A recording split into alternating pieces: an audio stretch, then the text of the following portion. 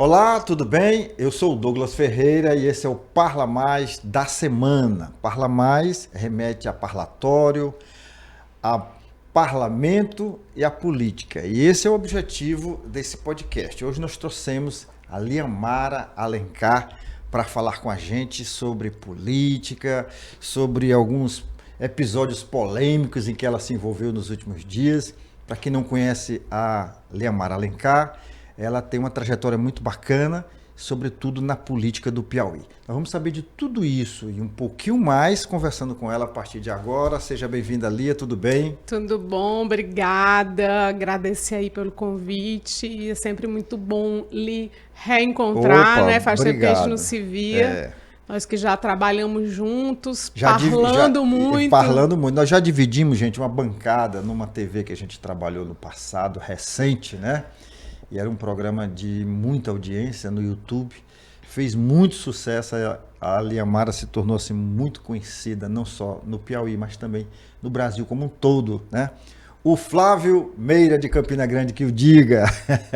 Um abraço, viu, Flávio? Lia, vamos conversar aqui um pouquinho sobre muitas coisas, mas eu queria que você começasse se apresentando. Quem é a Liamara por Liamara? Então, é muito complicado você falar de você mesmo sem parecer arrogante, exibida, enfim.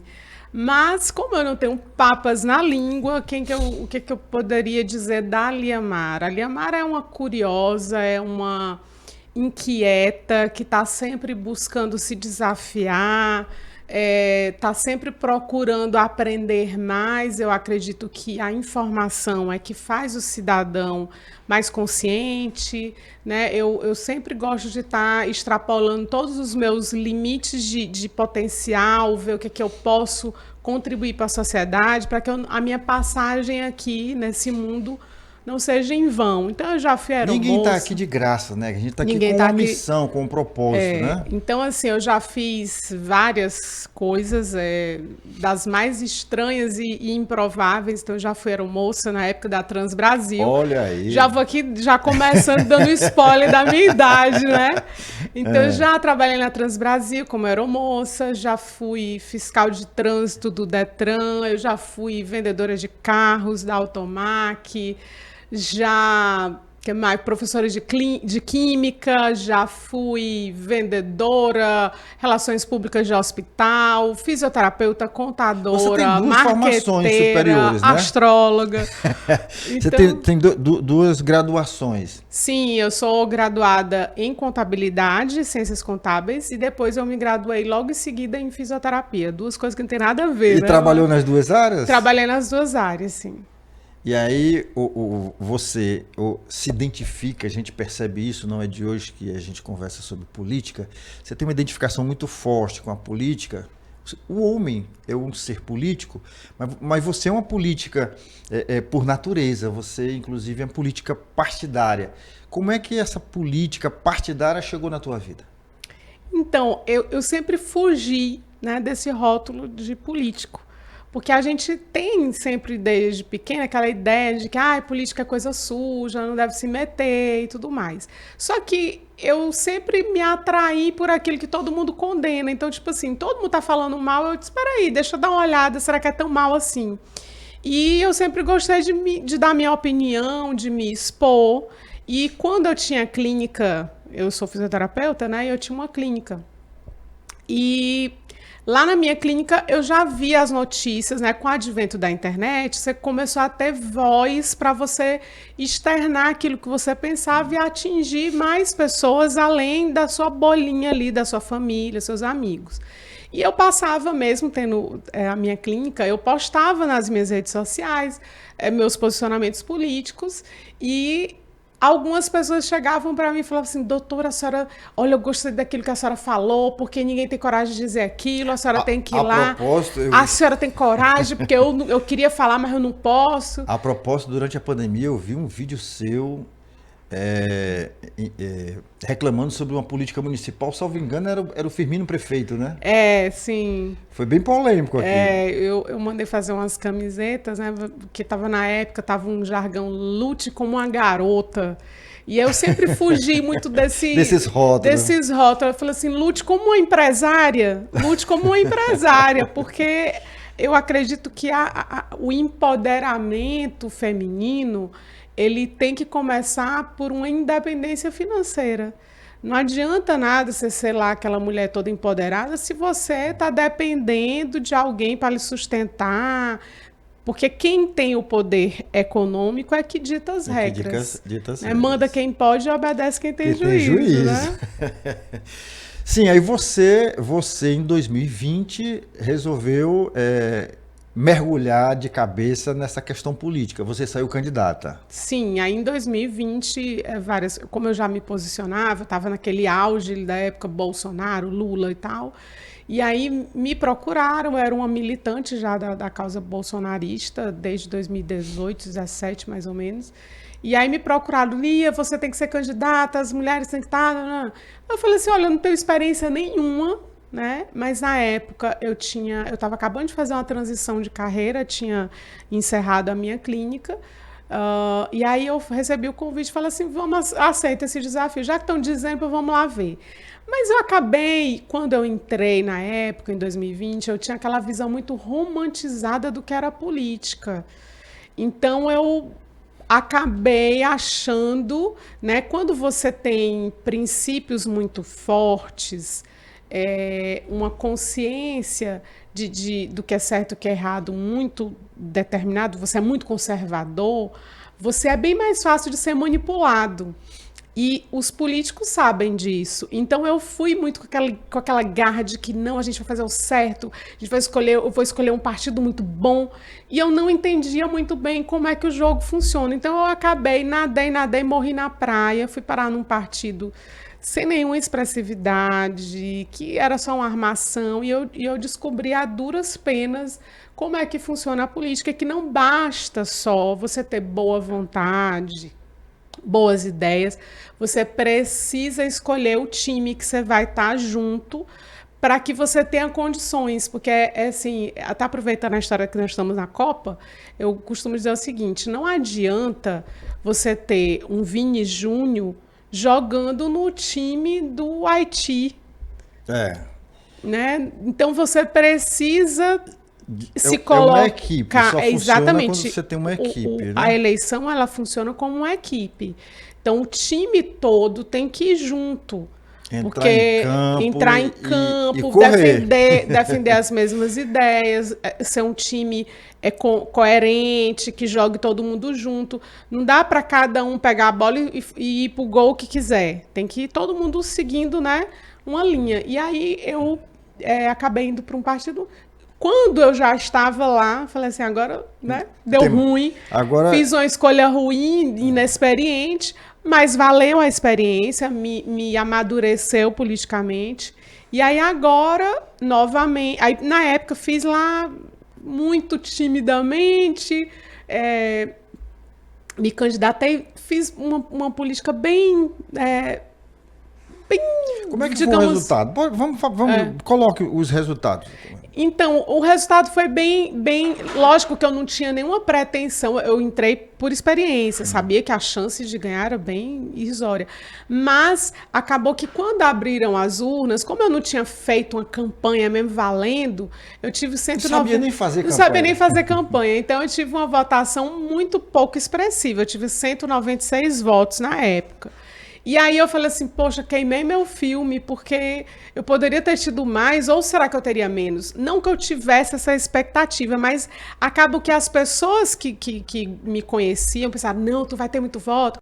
Então era uma expectativa mais dos outros do que a minha. Porém, a gente tem que ver, né, que, onde foi que eu errei? Eu não fiz campanha, eu não me dediquei, porque eu fiquei meio que desanimada quando eu vi o que é que eu tinha feito, né?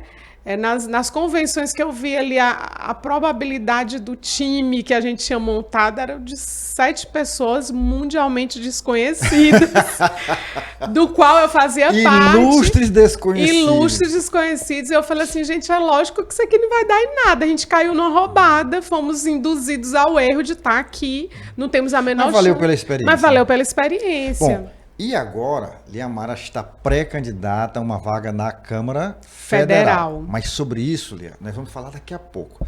Eu queria que você continuasse falando sobre a sua atuação no momento, porque mês passado você protagonizou um momento assim complicado lá na Câmara Municipal de Teresina. Eu queria que você contasse a sua versão. O que foi que aconteceu de fato ali?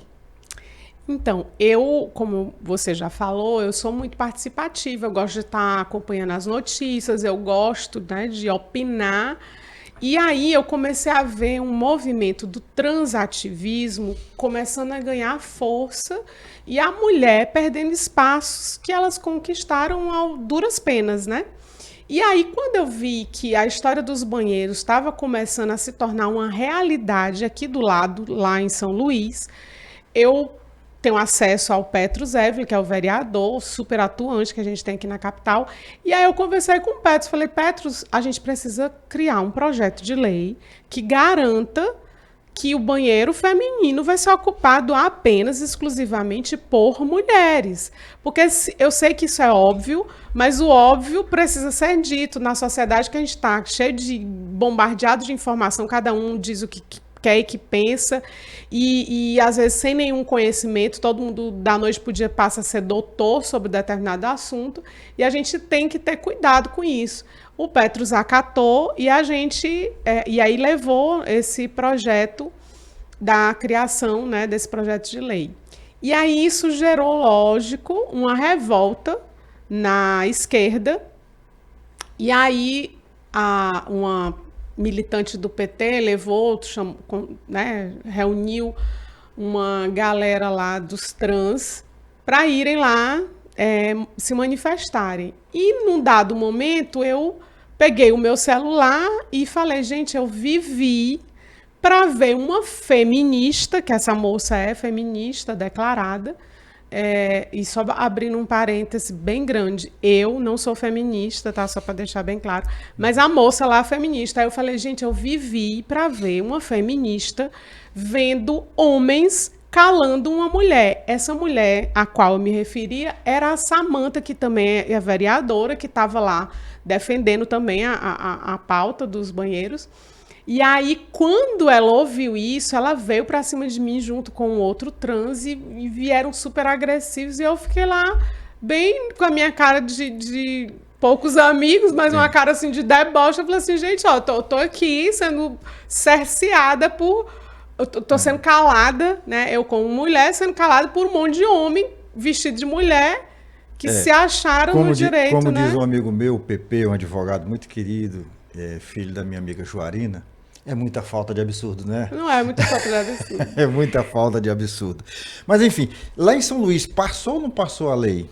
Então, a lei foi passada e depois eles derrubaram, mas aí... Eu tô te perguntando isso, é porque ontem eu postei um vídeo bem interessante no meu Insta, que eu recebi de lá. Olha só, o cara que tem um bar em São Luís, e ele colocou no banheiro com ovo e sem ovo.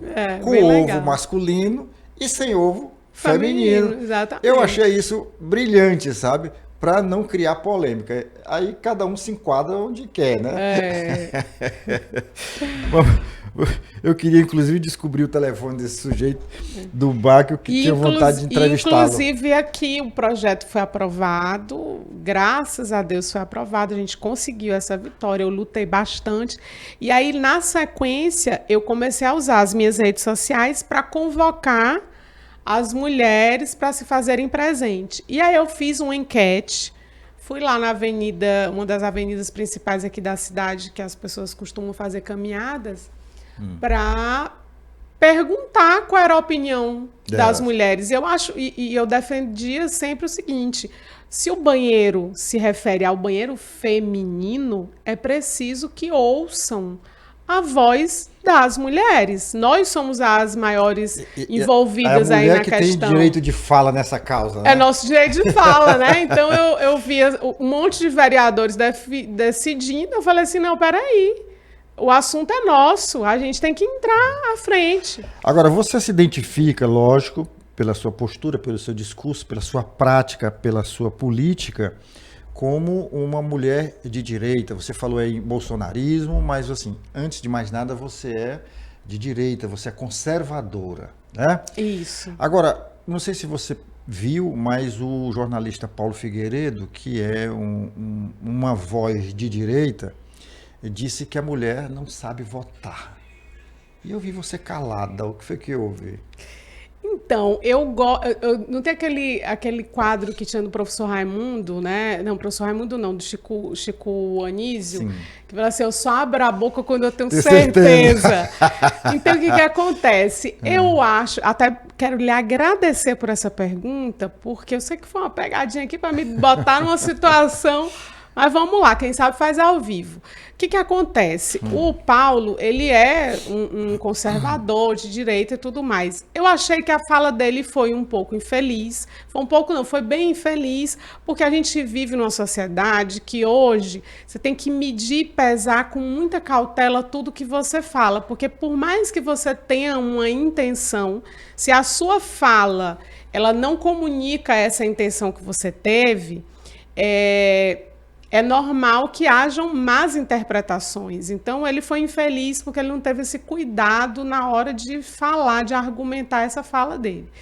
O que acontece? O voto feminino ele foi conquistado há pouco tempo. Tem o quê? 92 anos, 94, né? Porque foi em 1900 O voto feminino? O voto feminino foi em Getúlio Vargas, né? Foi Getúlio Vargas em 1932. Então, 1932, 24 de fevereiro de 32, Getúlio Vargas efetivou que mulheres tinham direito não só a votar, como a também serem votadas.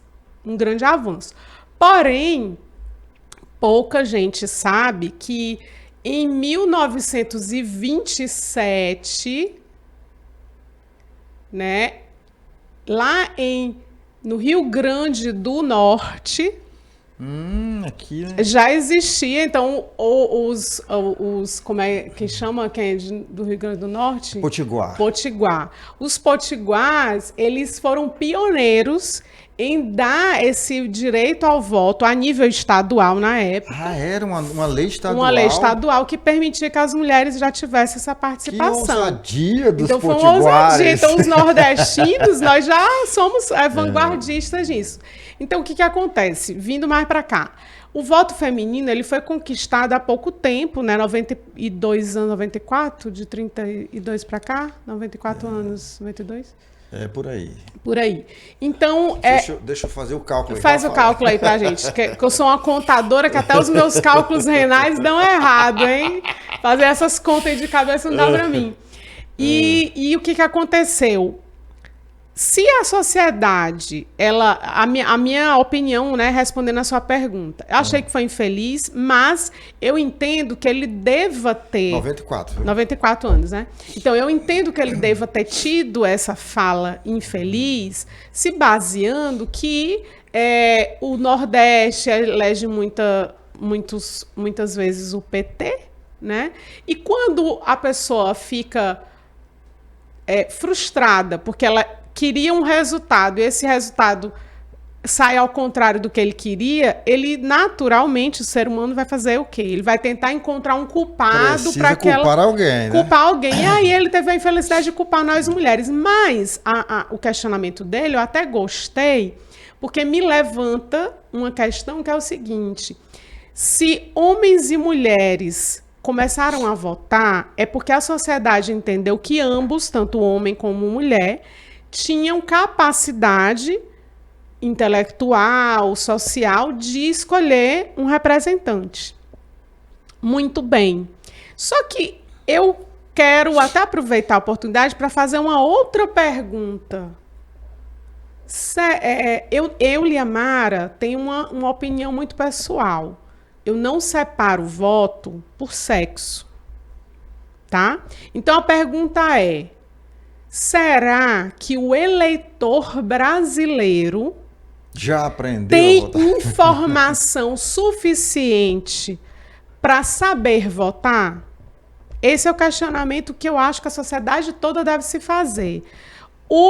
eleitor brasileiro, ele tem informação suficiente? Por quê?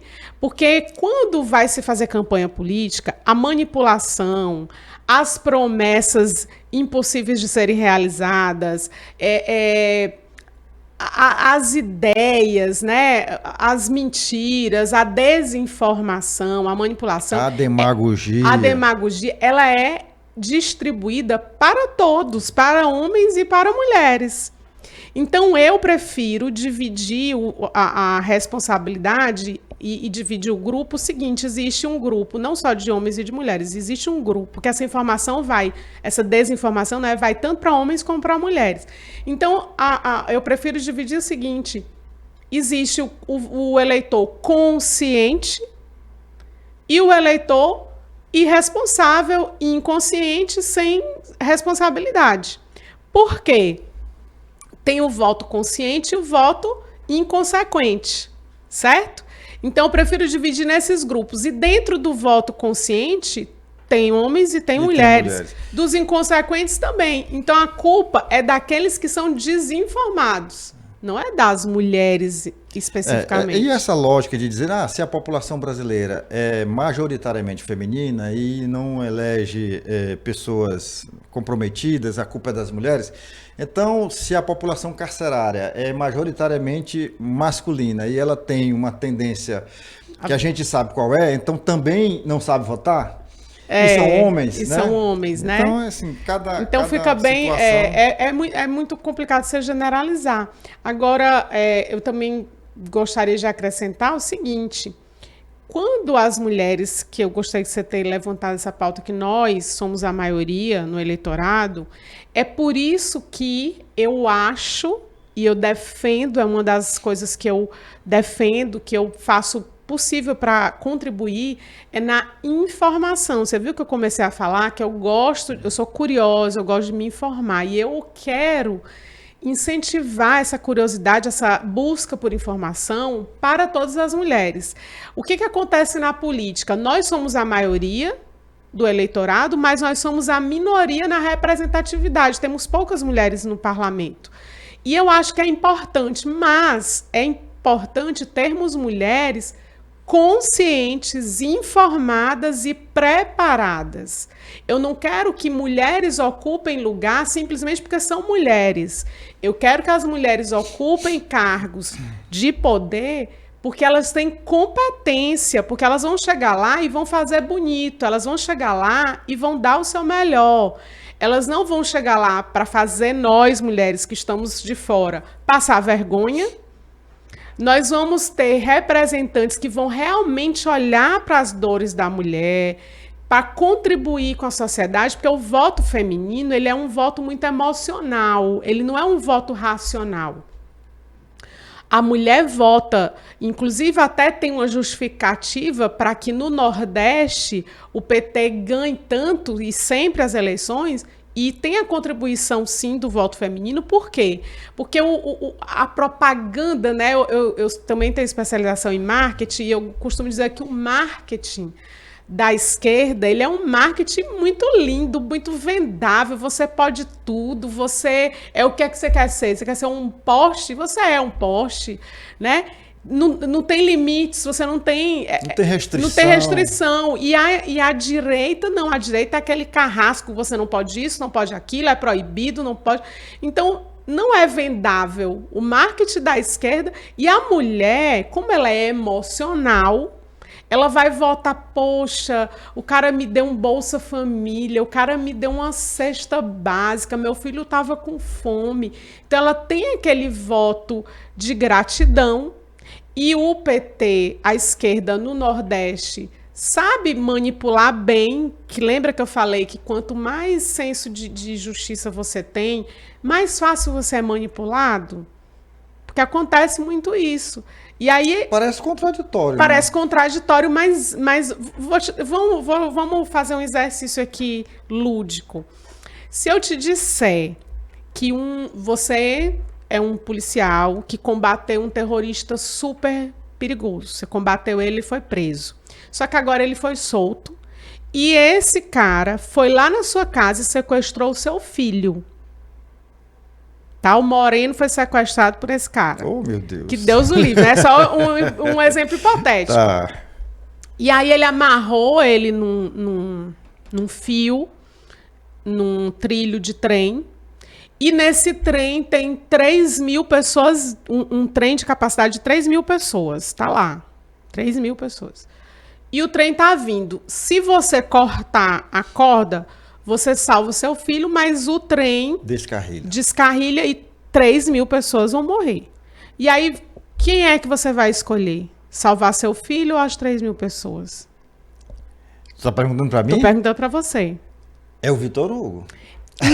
Então, isso é uma manipulação. Eu te disse que tinha 3.000 pessoas dentro do ônibus, do mas trem. Mas o sentimento fala mais Mas forte. o sentimento... Então, a esquerda sabe como fazer isso.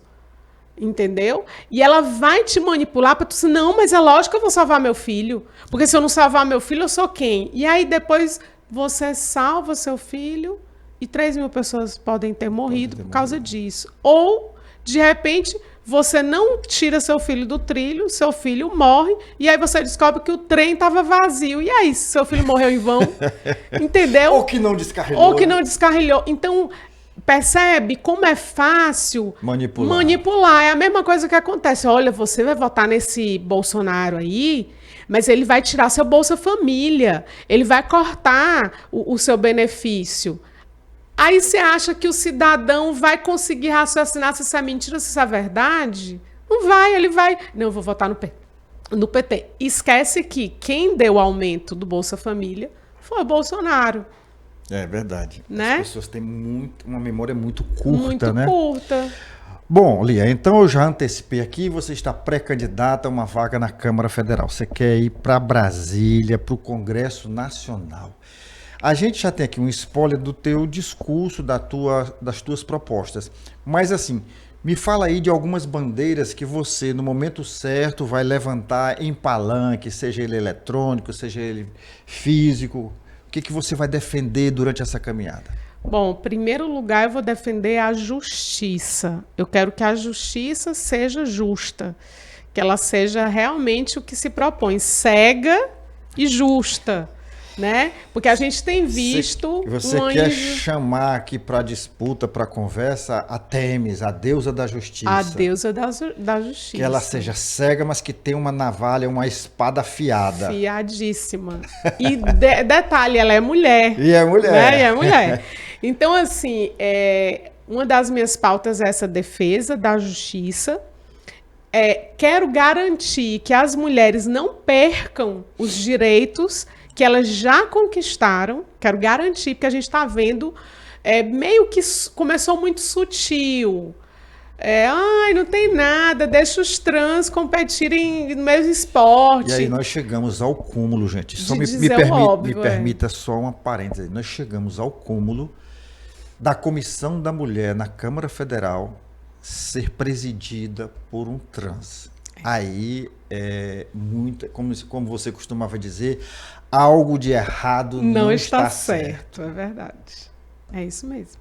Então, assim, e aí eu me perguntei, né, quando aconteceu esse episódio, eu falei assim, gente, cadê essas outras deputadas? Como é que elas permitiram? A ideologia falou mais alto. Né? Porque a gente hoje vive uma sociedade que você tem medo de dizer o óbvio. Então, Liamara, tenho muitos defeitos, mas se tem uma qualidade que eu tenho assim uma honra, é que eu defendo o que é justo. Eu tenho um bom senso.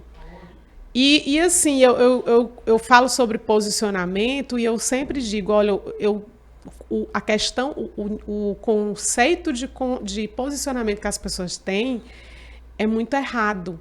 Para mim, posicionamento é você sustentar aquilo que você defende, mesmo quando aquilo for inconveniente. Por exemplo, eu tenho vários amigos trans, gays, que eu amo, me dou super bem com eles. Mas eu tive que ser contra, Não é que eu estou sendo contra eles, eu estou sendo contra a invasão Lia, deles nos banheiros. Lia, então, isso é o meu posicionamento, mesmo que isso seja inconveniente, porque eu vou ter que desagradar algum colega que de repente não vai gostar. Você sabia? Todos nós temos um gay na família. Quem é que não tem um irmão, um primo, um parente, um tio, seja lá quem for? Isso. E o que eu tenho observado é que essas pessoas que estão no nosso círculo, elas são contra. Elas não concordam. Exatamente. No banheiro, não é unissex, né? Mas um banheiro onde o trans tenha acesso ao mesmo espaço da mulher. Até porque, gente, ontem mesmo eu vi um vídeo de um travesti. Ele, inclusive, se apresenta como travesti, aquele que se monta, né? Todo. Sim, mas sim. só se monta no momento X. E ele foi preso por abusar de 10 crianças. Então, gente, mas isso aí é uma exceção. Quem é que garante que é uma exceção? Eu te digo com toda sinceridade, eu não me sentiria confortável com a minha mulher ou com a minha filha dentro de um banheiro onde eu vejo um homem, porque está vestido de mulher, às vezes até com barba, entrando no mesmo banheiro. Então, assim, eu conheço muitos gays, eu convivo com muitos gays. E essas pessoas, elas não comungam com essa causa. Sim. E eu sou de uma geração, eu estava falando ali para o pessoal, eu tenho 64 anos, né? Então eu sou de uma geração que os artistas gays, eles eram admirados. Sim. O Clodovil era uma unanimidade nacional. Ney Matogrosso. Rogéria, acho que é a travesti mais famosa que o Brasil teve. Super conservadora, né? Aquela outra que hoje mora na Itália, já está bem velha. Roberta Close. Sim. Então, assim, era uma geração que a família brasileira sentava na frente da TV para ver esse povo falando no programa do Gugu, no programa do Raul Gil, do Chacrinha. E a gente ouvia, sabe por quê? Porque essas pessoas tinham decência, defendiam as próprias causas, mas sem invadir o espaço alheio, sobretudo o espaço da mulher. Exatamente. Então isso é importante que seja dito, porque isso não é uma causa da maioria da minoria gay. Não é a causa da maioria da minoria, não. É uma causa da minoria gay. Não sei se você já tinha visto por esse ângulo. Sim, inclusive eu até falei assim, gente, nós mulheres somos a maioria. O público trans é menos de 1% da população. Ou seja, qual é o cabimento, qual é o bom senso de que menos de 1% da população vai exigir regras que infringem o desconforto da grande maioria. Da maioria da população brasileira. Maioria da população brasileira. Então, assim, pelas pesquisas que eu fiz, não é uma coisa que é da cabeça da Lia Mara. Não é uma coisa minha, é uma coisa de todas as mulheres. Nenhuma mulher se sente confortável de estar dentro de um local que é íntimo, que você está lá, de repente, mudando de roupa. Ou que tem muito banheiro que tem a parede, a meia parede. Quem garante que alguém vai subir lá e não vai lá dar uma curiada? Você vai ficar constrangida. Então, eu até... E nessa época, eu ouvi, na época que eu estava lutando para defender essa causa, eu conversei com travesti, conversei com gays, e um travesti me falou assim, mas eu me sinto mulher. Aí eu falei assim, olha só, se você se sentir um leão, eu posso te jogar dentro de uma jaula com os outros leões. Esses leões vão olhar para você, eles vão lhe reconhecer como um leão. Porque se você entrar dentro do banheiro feminino, nós, mulheres, não vamos lhe reconhecer. Porque existe uma diferença entre a sua percepção e a realidade. A sua percepção não tem influência nenhuma na realidade, que é de forma geral para todo mundo. Então você pode se sentir o que você quiser, mas entre você se sentir e você ser, existe um abismo enorme. Então, não é porque você se sente mulher que você automaticamente vai adquirir todos os benefícios de ser mulher. Olha, Lia, você falou agora há pouco, eu estava pesquisando aqui. Você falou daquela personagem do Chico City, né? Sim. Do Zorra Total, na Zorra verdade. Total, Da era Zorra esse nome que eu Total. tava querendo Do lembrar. Zorra Total. Que tinha uma personagem que era uma mulher que ela dizia assim, eu só abro a boca Quando eu tenho tenho certeza. E eu vim pesquisar aqui, eu lembrei dela, e era a Ofélia, né? Ofélia. A Ofélia. Que era mulher de verdade. Do Fernandinho. Do Fernandinho. Gente, o que eu vou dizer aqui é muito sério, porque eu sabia que eu identificava a Janja com alguém, sabia? Não, tu encontrou uma semelhança. Eu vejo toda a semelhança, né? Toda a semelhança. A Janja só abre a boca quando ela tem certeza. Pode crer. É, né? Certeza de que está fazendo alguma burrada. Bom, gente, Liamara, você hoje está no Partido Liberal, no PL. Você está no partido, inclusive, do ex-presidente Jair Bolsonaro. Sim. E do Flávio Bolsonaro, sim, filho de Jair Bolsonaro, que está nessa disputa pela presidência da República e polarizou com o candidato do PT, que é o presidente Lula da Silva. E eu ontem foi antes de ontem, eu fiz uma matéria interessante, porque todo dia tem pesquisa, né? Um festival de pesquisa. Sim. E um dia o Lula está em cima e o Flávio embaixo. No outro dia o Flávio está em cima e o Lula embaixo. Então eu fiz uma comparação com uma gangorra, né? Uhum. E eu queria que você avaliasse, analisasse para a gente esse festival de pesquisas. Tem pesquisa para todo o gosto, né? Inclusive, um dos meus projetos, chegando na Câmara Federal, é que existe um projeto de lei que puna os institutos de pesquisas que publicarem resultados que haja uma discrepância enorme. Grande, tendenciosos. Porque isso é uma forma de manipulação da sociedade. Eu até fiz um vídeo explicando que o eleitor ele tem uma tendência errada, mas é intuitiva, de escolher candidato igual ele escolhe um time de futebol. Ele escolhe ali aquele jogador. E na política não é... E só escolhe o jogador que está fazendo gol, que está mostrando... Que está dando resultado, que a mídia está mostrando, time, né?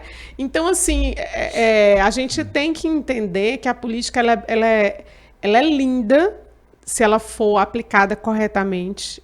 A política ela veio com esse objetivo de dar voz para as pessoas construírem uma sociedade decente, boa de se viver.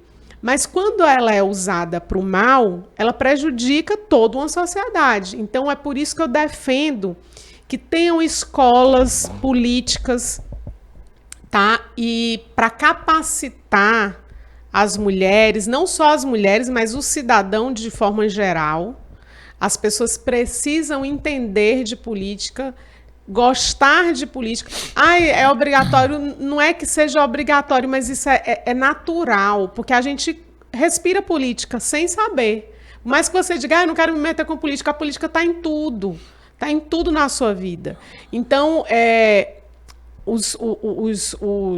as pessoas, elas têm que aprender a escolher bem os seus candidatos. E elas precisam escolher não como se fosse um jogo de futebol. Elas têm que escolher com responsabilidade. E eu quero que essas pesquisas elas sejam reais, tenham responsabilidade. Porque senão ela induz a pessoa que já não tem tanta informação a ser induzida ao erro. É verdade. Olha, o Otto von Bismarck, o conhecido chanceler de ferro, que conseguiu unificar a Alemanha, ele tinha uma frase sobre política interessante. Ele dizia que a política é a arte do possível. Mas eu queria contrariar Bismarck. Eu acho que a política é a arte do cidadão colocar para fora o seu inconformismo. Sim. Entendeu? Então, assim, se fosse só a arte do possível...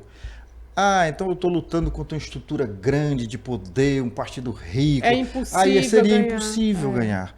Então, a arte do possível, ela perde essa força, mas não para desaparecer, mas para ela ser motivada por uma arte bem maior, que é a arte da justiça, que é a arte da verdade, que é a arte do inconformismo, e juntando tudo isso é a arte da democracia.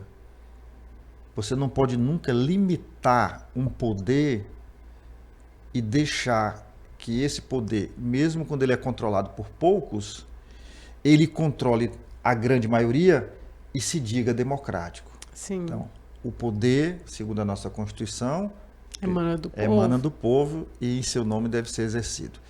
É essa mensagem que eu acho que a gente deve deixar aqui no final. Sim. Mas a minha mensagem, porque a sua mensagem você vai dizer agora olhando para lá. Só que você toma um pouquinho de água, que eu mando um recado aqui para o nosso pessoal. Olha, gente, você sabe que o Parla Mais é um podcast atrelado, ligado a um portal de notícias que faz a diferença no Piauí. Estou falando do Gazeta Hora 1. Essa é a hora de você ir lá na internet, você acessa o Gazeta Hora 1. Se você ainda não é inscrito, você faz a sua inscrição, tá? E você passa a receber as nossas notícias, a interagir com a gente, a dar sugestão de pauta. O Gazeta Hora 1 é o portal de maior credibilidade no Piauí, porque nós não temos compromisso com governos, nós temos compromisso com a verdade. O governo, quando acerta, tem aqui o nosso aval, a gente divulga, a gente publica sem cobrar nada. Porque o veículo de comunicação que recebe verba do governo, ele não tem um compromisso 100% com a verdade. Ele vai estar sempre atrelado àquela narrativa que o governo quer que chegue até você. Aqui não tem compromisso com o governo, com a prefeitura, nem da capital, nem do interior. Nosso compromisso é com a verdade absoluta dos fatos, tá bom? Então não esquece aí, eu estou falando de quê? Do GazetaHora1.com. Lia, agora chegamos ao final, você vai olhar para lá e vai deixar sua mensagem. Mensagem como mulher, mensagem como uma liderança expressiva da nossa sociedade, mensagem como uma mulher ativa e politicamente bem informada. Arrocha. Bom, hoje eu quero te fazer um convite a você que está assistindo aqui o programa, trazer uma reflexão. Hoje nós vivemos bombardeados de informações por todos os lados. No nosso celular a gente tem acesso rápido, fácil, a todo tipo de informação que a gente queira. Só que existe uma diferença entre informação e conhecimento. Informação é eu saber que o tomate não é uma verdura e é uma fruta. E conhecimento é eu ter o bom senso de não colocar um tomate numa salada de frutas. É a grande sabedoria. Então existe essa sabedoria. Eu quero que o cidadão, o eleitor brasileiro, comece a cultivar essa sabedoria, o senso crítico. Não acredite em tudo que você vê, pesquise, se informe e comece pelo seu candidato. O que o seu candidato está te prometendo, está propondo? Aquilo é da alçada dele? Ele tem capacidade, autonomia para resolver aquele problema que ele está prometendo para você que vai resolver? Porque eu vejo muitas promessas falsas porque o próprio candidato se confia na ignorância, no sentido de ignorar os fatos do eleitor. Então eu defendo que a gente tenha eleitores cada vez mais conscientes, porque eleitor consciente é um eleitor que não é manipulado, que ele pensa, que ele questiona e que sim, ele pode trazer ideias e contribuir com a sociedade melhor. Ele junto com o seu candidato, os dois juntos, podem trazer melhorias. Então eu sou uma pessoa que defendo a informação, eu defendo o justo e eu acho que o óbvio precisa ser dito, defendo isso. Quero que nós, mulheres, possamos mostrar que nós temos sabedoria para fazer boas escolhas, que nós não somos só um rostinho bonito, a gente tem conteúdo, a gente tem conhecimento e pode sim contribuir para uma sociedade melhor, que é o que a gente espera. Perfeito. E eu encerro aqui, a gente está chegando realmente ao final, dizendo o que foi dito aqui em outras palavras. O voto, gente, não tem preço. O voto tem consequência. Você, que é responsável, deve saber disso e ter isso na cabeça na hora de votar. Lia, muito Exatamente. obrigado, sucesso na sua jornada. Obrigada E que a você volte aqui outras vezes. Voltarei. Depois de consolidada a chapa e onde você vai estar candidata de verdade. Ok, obrigada. Semana que vem a gente se encontra. Você sabe, toda semana tem um episódio novo e eu conto com você na próxima semana. Até lá.